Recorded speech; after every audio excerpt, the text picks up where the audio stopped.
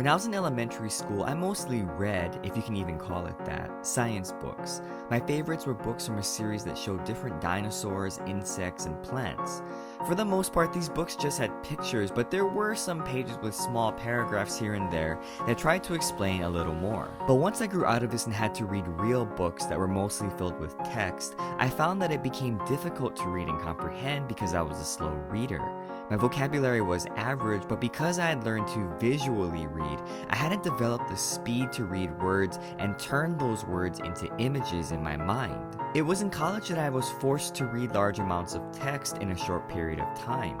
And I was always amazed at how fast some people could read. So if you are a slow reader, here are some tips to help. The first tip is to dedicate a block of time for reading.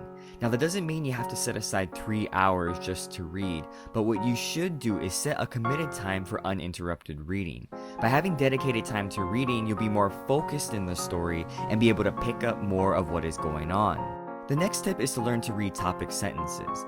Topic sentences are usually the first sentences in a paragraph and are the most important sentences as they mark the subject and tone of what is to follow.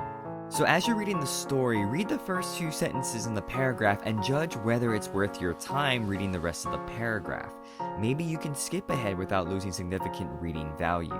For example, there are some writers who will spend a lot of time on setting and description, particularly Victorian writers. Knowing this as I read a particular story, I might skim through the paragraphs that have topic sentences that focus on setting and move on to more important parts. But what exactly are the important parts? Dialogue. The last tip is to pay attention to dialogue, not just because it's the most interesting part of the story, but because dialogue helps with characterization. Think about it, why are novels so much more enjoyable and powerful than anecdotes? They're basically the same thing, a story. In fact, anecdotes provide faster and quicker ways of telling a story, but they lack the intrigue and power of dialogue.